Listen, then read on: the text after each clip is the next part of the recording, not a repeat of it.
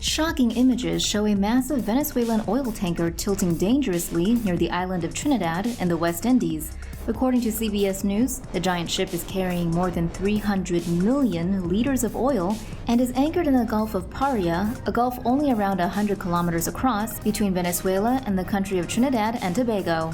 The Venezuelan tanker has been parked in the Gulf for nearly 2 years, carrying around 1.3 million barrels of oil. That's about 5 times the amount of oil that the Exxon Valdez famously spilled in 1989. Environmentalists and scientists are extremely concerned that a storm at sea could cause the oil in the unstable ship to slosh around. Such a situation could cause the ship to flip over, which would lead to an oil spill much bigger than the disastrous Exxon Valdez oil spill. If this happens, the entire region will be covered in sticky oil for decades, causing a massive ecological disaster and destroying the unique beauty of the area.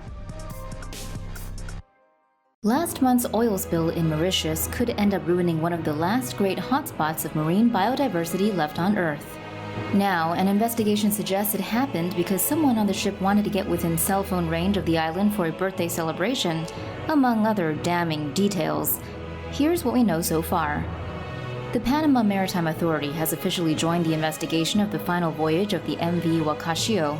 The Wakashio ran aground on a coral reef in July and broke apart in mid-August, spilling 1,000 tons of oil. It was the worst environmental disaster in the history of Mauritius. Mauritius is a small and poor island state in the Indian Ocean.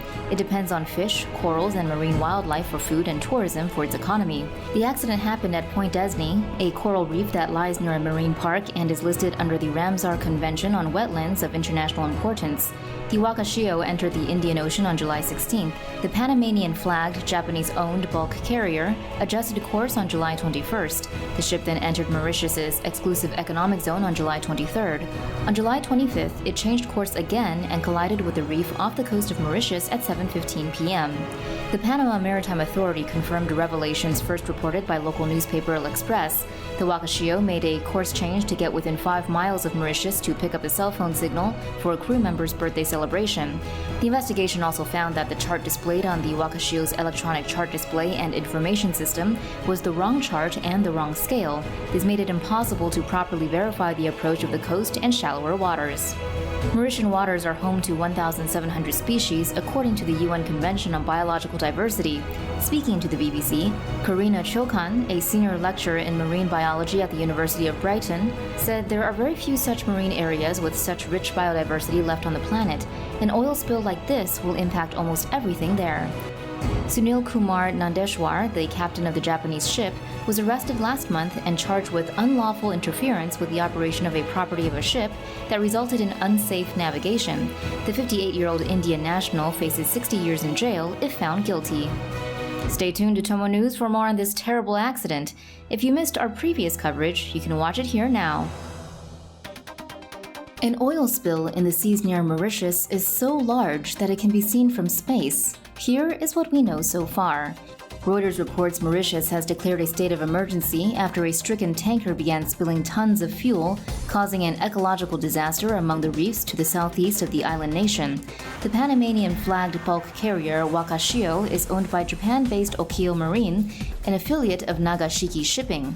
According to the Washington Post, the ship struck the reefs on July 25th and has leaked more than 1,000 tons of oil.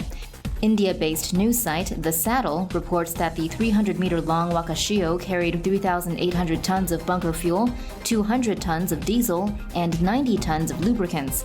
According to Al Jazeera, Mauritius fears the ship could break up completely and release all its cargo. Al Jazeera reports oil sludge could be seen seeping into the ocean and white sand beaches, which threatens the fish, coral, and marine wildlife that Mauritius depends on for its economy. Once again, 2020 hits the ball right out of the park. Perhaps now is a good time to brush up these woodsy skills you have always fantasized about, supposing, of course, that there will be a wilderness for us to run to at the end of all this. For more news animations and explainers, hit the subscribe and bell button to join the TomoNews family. Thanks for watching.